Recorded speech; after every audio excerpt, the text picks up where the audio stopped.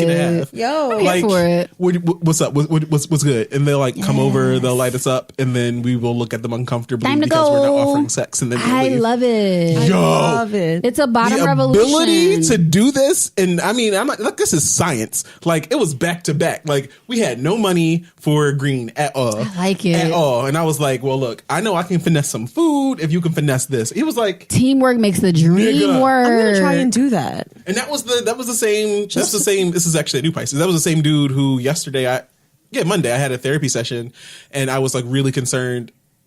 Anytime I'm interested in a guy or dating guys, there's like a distinct phase or distinct kind of like goalpost or milepost is when I have to disclose like my I don't have to, but when I disclose my mental health status and all that stuff, how I'm batshit crazy. And By the way, by the way, I'm insane. small note.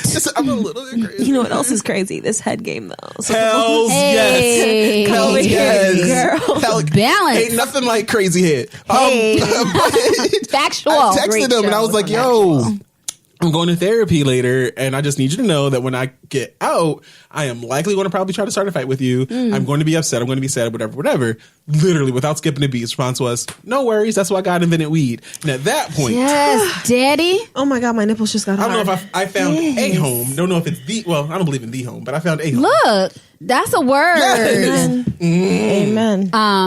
So the thing that I thought of when Darryl, when you were talking about, you know, how your upbringing sort of influenced Needs, yeah. your like expression of your needs, right?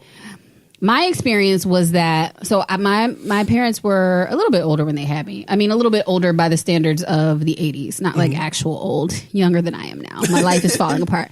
But a little bit older when they had me.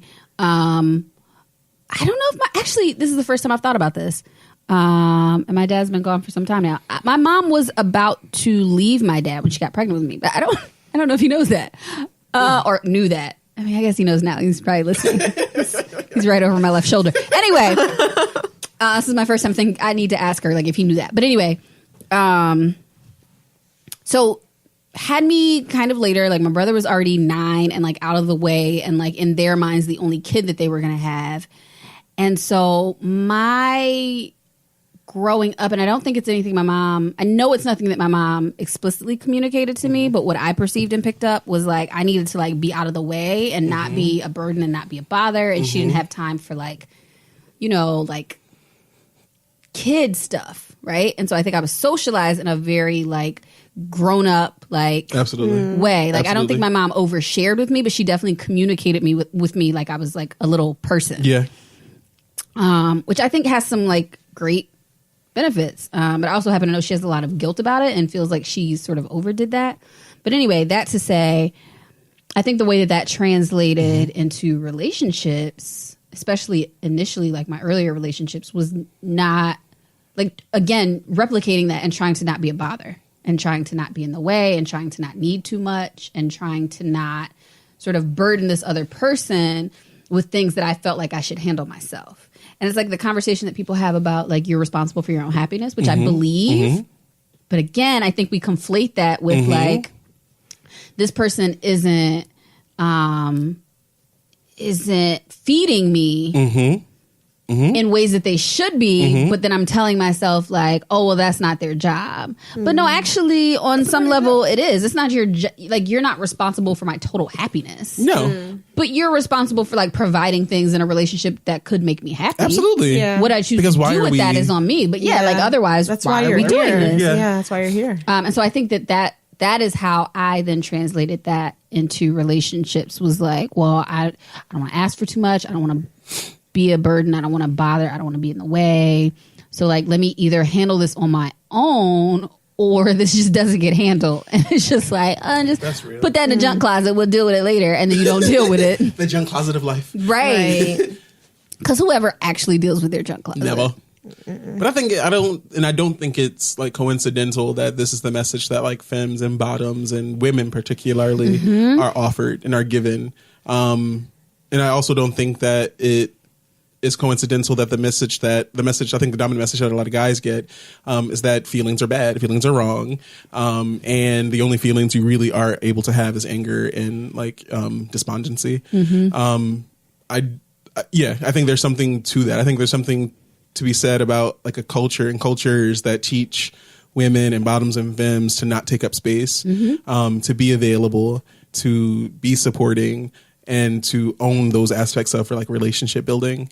I don't know to what ends, but I definitely think there's more to that than just coincidence.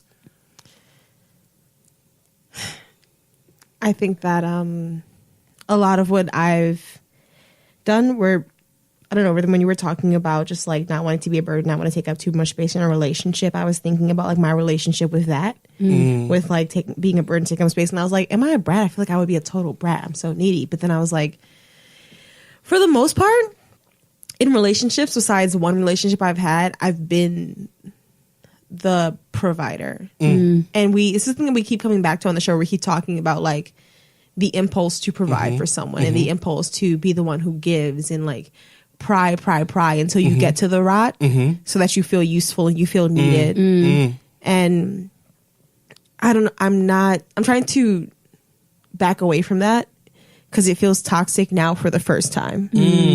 Like it has for years. I've just pursued relationships where I knew that the person had, outer rot, where they needed so badly because I needed so badly to be needed. And it just started feeling toxic for me for the first time. Like very recently, I was like, maybe not this.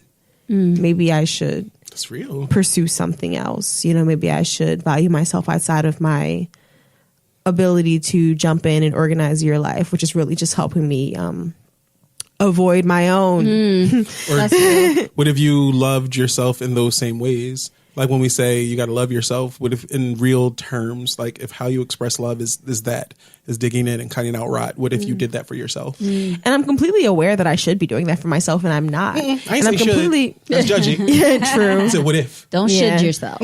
But I know I should though. Is what I'm saying. That's a Sex and the City episode. Really? Is It's it? just why are we shitting ourselves? Yeah.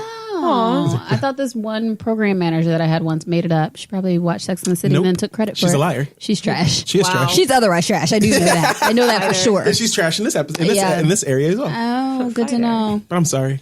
But no, that's all I was That's saying. Is real. like I recognize that I should love myself the way that I love other people. But the way I love other people, even though I'm doing a lot of work for them, it's selfish, and I have to admit that to myself too, because I'm only doing the work for them so that I can feel wanted. Of course. Like on a certain level, when I'm in it, I'm deep in it. I'm just like, oh, because I love you, and I mean it. I do love the person that I'm doing the work and for. the healing and the emotional labor for. I love you, but I also just really want to be a resource, and I think that is also obviously a side effect of like my upbringing.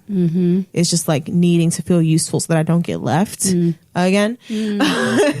But That's a fucking word. I just wonder what that would look like for me doing that myself, like actually doing that work on myself. And I wonder, I'm trying to, at this point, I'm at the step where I'm figuring out what is the deterrent for me going in, because I'm not tied to anyone anymore. Like I'm not obligated anymore to do this. So like, why do I keep finding people to do that for? What's the deterrent for me, like taking speaks to you. and giving that to myself?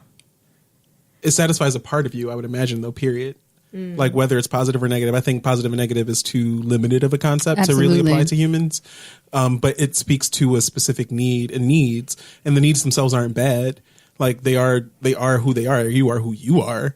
And I should also preface all of this and go back and saying, like, when we get into the space of telling people like how you should live and how you should love and practice the kind of love you give to yourself, like I love that kind of talk, but it also too easily turns into this kind of thing that's kind of bullshit and make believe. I think the reality is that you love the way you love because it works, and when it doesn't work, it will change. And I say that as a person who, my love has definitely changed, and how I've expressed it changed. And I didn't start practicing that exact same thing about like loving other people, loving myself the way I wanted to love other people until after my mama died.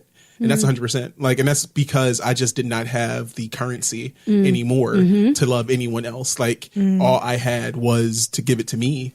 And it's like, okay, you want to fix someone's life? So imagine if you were that someone. What would fixing that person's life look like? And I did it. And when I failed, I congratulated myself and forgave myself. And now I'm trying it again. Yes. And this is So my much to 50th do. trial. But Yes. Amen. But I mean, that's, yeah. So I mean, the whole idea of like, that nonsense is bullshit.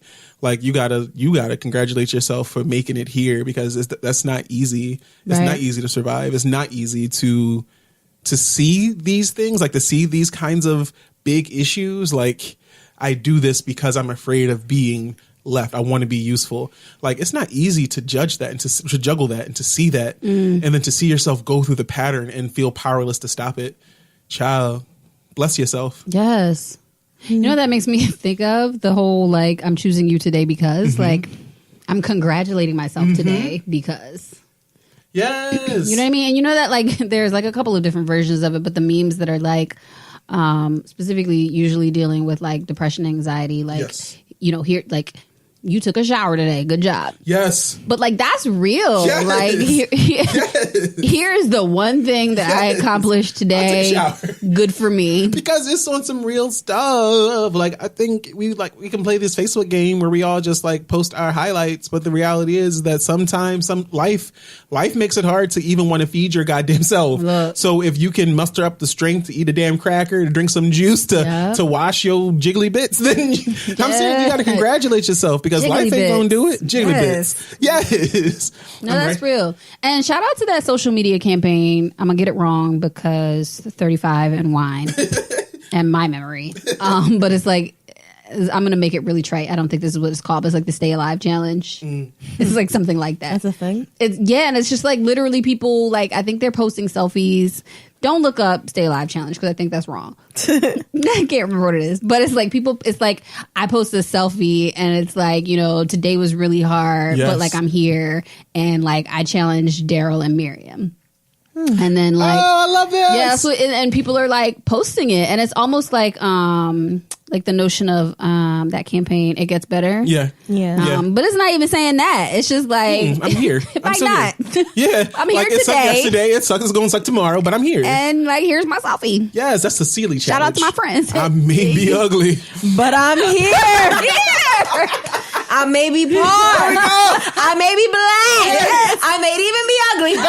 But dear God, Here. that touched my soul. That touched my soul. And with that said, And with that said, we're going to start the Sealy Challenge. Woo, this is it. This is the Sealy challenge. Yes. but it is real though. Or we can Listeners. say it's the color purple challenge. Listeners. I mean, go ahead. I ain't gonna Post a selfie, listeners. Yes. Tag two things in it. Tag 3BF and tag Sealy Challenge. Yes. But I'm here. What are you here for today? Yes. What are you proud of today?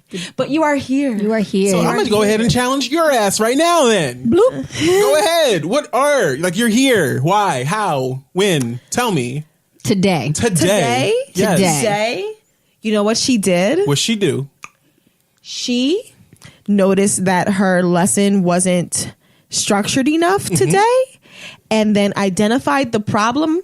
Today, her classes were a mess. Today, her classes were, the class management was not on point, and it made her sad. But she identified the problem as the lesson not being airtight, and not as her as a teacher. Abso-fucking-lutely. Yes. Abso-fucking-lutely. This is not to say that tomorrow it'll be more tight, but No, we ain't worried about at least we tomorrow. know why. Right. talking about today. We on today. We know why. Today. Rhythm. On sir. today. What I do today? Why are you here Why today? am I here today? Jesus Christ. I didn't think it was going to be my turn. That's why I started. So I know. Why am I here today? Today. Oh, yes. Thank you, Mark. Best producer in the land. Mark Randall III. Amen. Say the whole thing.